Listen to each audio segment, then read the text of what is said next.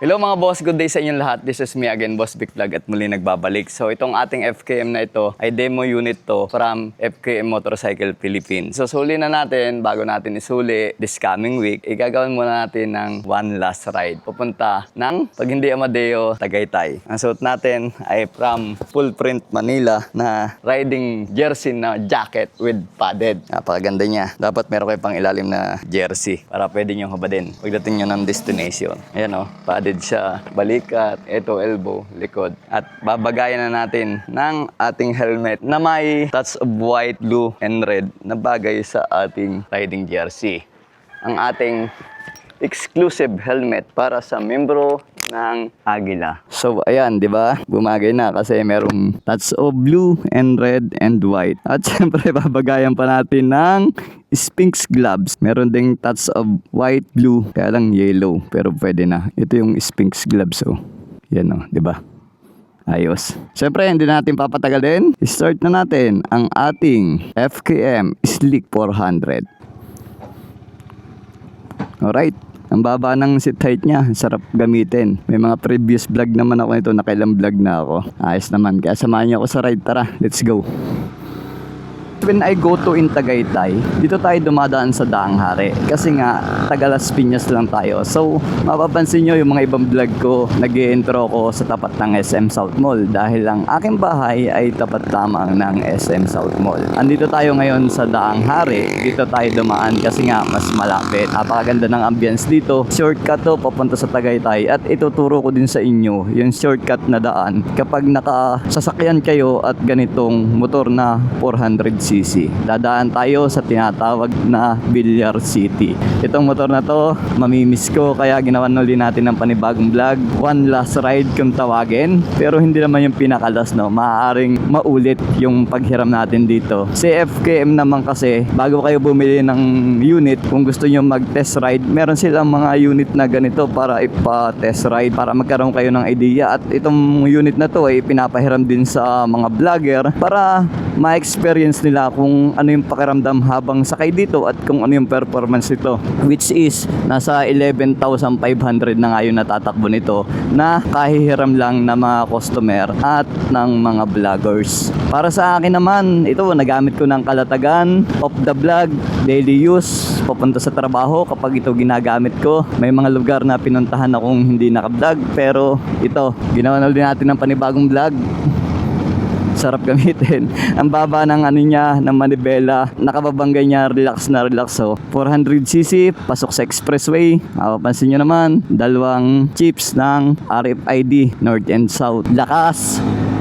Pag piniga nyo, talagang sumisirit. Gasolina, fuel consumption, 24 to 25 km per liter. Which is natural lang yon sa mga scooter na katulad nito, 400cc. Big bike category na kasi to. Ang scooter talaga mas malakas kaysa di cambio pagdating sa gas consumption. Ibigay na tayo. Dire-diretso lang. Ito yung rotonda na tong malaki. Papasok yun ng MCX. Ito naman Daang Hari.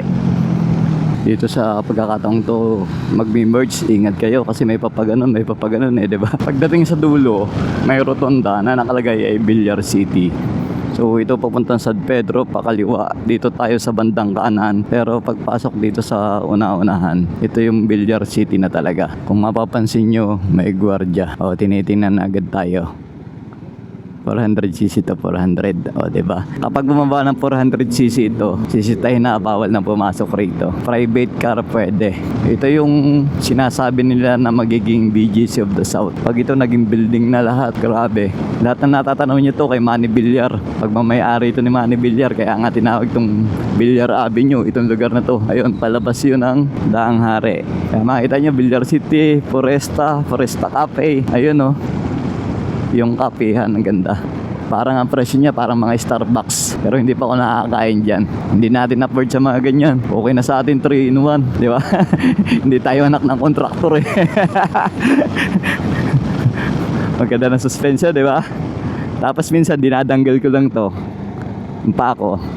Para nakalalay ako, tutukod ako pagka nag-slide. Huwag niyong gagayahin yun. Ginagawa ko lang yun dahil ako naman may knowledge pagdating sa racetrack. Ride with your own risk talaga no? Mag-pacing lang kayo sa kakayanan ng inyong skills as a rider. Huwag niyong gayahin yung mga taong umu-overtake sa inyo. Hayaan mo sila, makakarating ka din naman sa pupuntahan mo.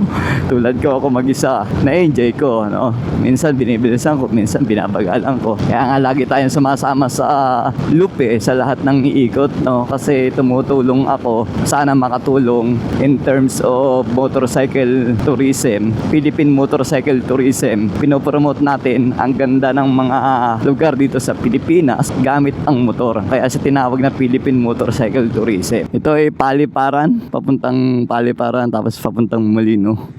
Ingat kayo rito sa intersection na to. Walang stoplight. Dapat ito bigayan. Okay? Ito extension to ng Villar City. Mapapansin nyo may guardhouse. Naninita pa rin sila ng mga lower CC dito. Sarap naman gamitin itong motor na to. Napapabilis na yata ang takbo natin dahil natutupi na yung side mirror. Try natin sa yung medyo slight na banking. Body position lang ang gagamitin natin. Wow. And then kabila. Suabe. Uy! Nagkamali yata tayo ng pupuntahan. U-turn. Mali.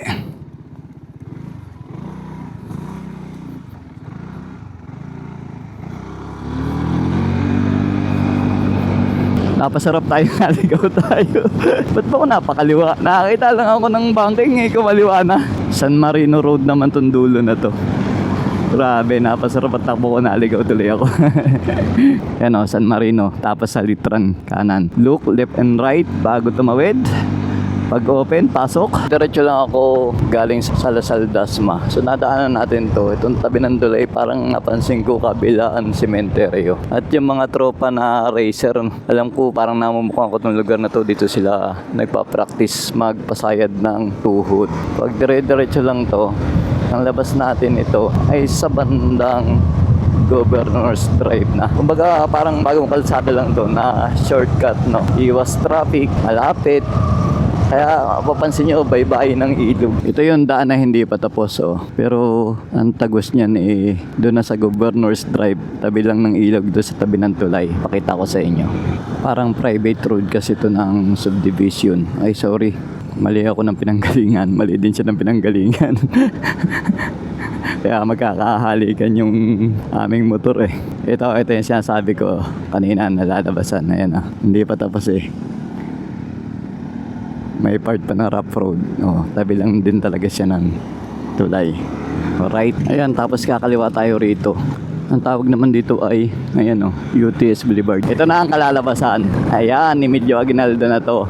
Shortcut lang. At least andito na tayo sa Dasmariñas, Cavite. City of Dasmariñas. Ibig sabihin silang na to. Sa bandang silang na tayo at napapansin ko kahit doble yung damit ko. Naka-jacket, jersey ako tapos may t-shirt pa. Ang init ng panahon. Napakaganda ng klima rito. Ramdam mo na yung Tagaytay. Feeling mo nasa Tagaytay ka na. Napapansin nyo lahat ng kalsada dito paakit na ng paakyat hanggang sa Tagaytay. Pag napatapat na kayo dito sa Toyota Silang Cavite, sa una-unahan kakanan tayo. Itong kalsadang to, ito yung sinasabi kong kakananan natin. So itong kalsada na to is bago. Papunta to ng mga Indang, Bailin, Maragondon. Papagano yung patagos yan. Kaya malaking bagay na rin. Bagong espalto nga lang First time kong makaraan dito na may espalto.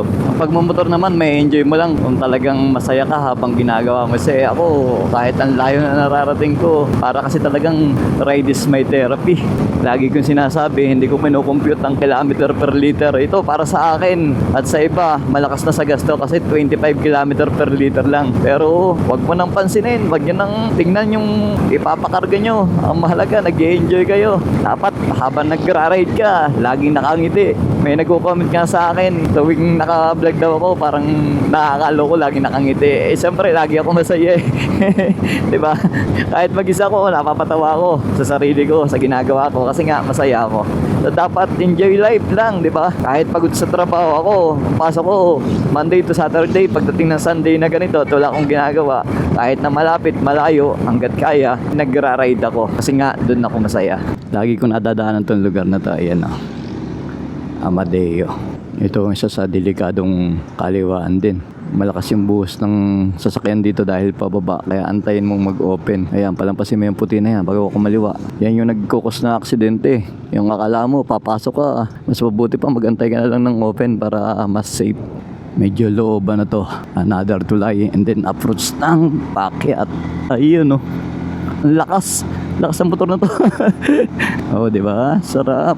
Bakit to mga boss ha? Sarap manirahan dito. Alam mo yung gusto mong mag-retire na sa trabaho, no? Ako kasi 24 years of service ako sa trabaho. Siyempre, parang ganito na yung hinahanap mo after ng retire mo sa trabaho. Yung ganito, no? Peaceful na lugar. Pwede kang magtanim ng mga gulay-gulay. Kaya lang dito sa bandang Amadeo, medyo may kamahalan na rin yung lote rito. Pero pwede pa kung tutuusin. Ngayon, kung kaya mo mag-invest ka na para pagtanda mo at magre-retiro ka. Ito yung retirement house na gusto mong tayuan, Amadeo, kasi malapit dito sa Kamaynilaan. Andito na tayo, R&J Game Farm. Maganda dito sa motor na to, may option siya ng pwede mong i-side stand na hindi namamatay yung makina, di ba? Bago na naman yan. Demo unit to. Ginamit ko lang. Punong-puno ang tubig ng swimming pool Puno ang tubig ng swimming pool. Pero kinapit ang gulong dyan. Oo, nandiyan sa harapan. Tangin ang asaya. Ito, ginamit nating gulong ngayon, plus na AC beast tire. Ang sarap ibangking. Meron ditong swimming pool. Ito, mga manok to ng pinsang ko. Pero itong lugar na to, hindi sa kanya. Pero lang sa kanya ng kaibigan niya. So, wala naliligo. Hindi naman nilinis. Tubig ulan na lang siguro yan. Kasi wala namang naliligo. Mahilig kasi ako sa mga manok na ganyan. Lalo na pag sila may lulutuin. So, kaya ako pumarito dahil tumawag ako. Merong lulutuin na native na manok. Hindi siya native. Texas pa, mamahalin. O, diba? Ano?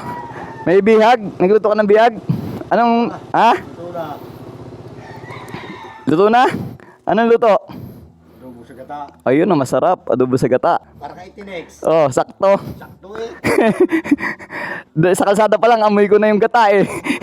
Andito nga tayo sa farm. Maraming salamat sa ating FKM na to, no? Ilang beses kong ginamit, ilang beses kong binilag. Napakaganda ng performance. 400cc, pasok sa expressway. Siyempre, kadarating lang natin, inihiyan pa ng aso, ayan no. Pero beast tire yan. Yan yung gamit natin. Sa likod, stock pa. Kasi nung gamitin natin to, may vlog naman ako niyan na binigay sa akin is flat. Yung likod, palitan na. Sana beast tire yung ipalit nila. Maraming salamat sa pagsama sa vlog ko. Kakain lang tayo rito ng native na manok. And then bihag pa ata yun. Yun yung paborito ko. Kakain lang ako kaya ako pumarito. Dito to sa Amadeo. Napakalawak ng kan dito. Tapos itong bandang to. Ito yung sparring session nila. Ruweda kung tawagin. Yung mga manok ang dami. Dito sa Tagaytay.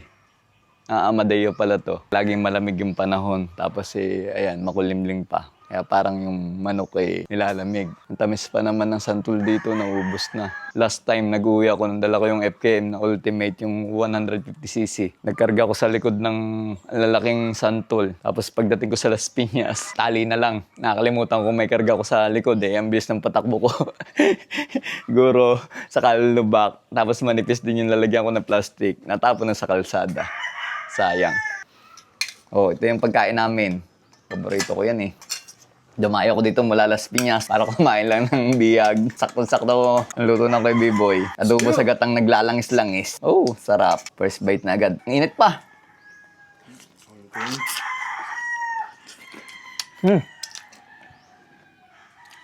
Sarap. Kaya lang ingat sa tinik. Matigas yung buto ng manok panabong. Sarap.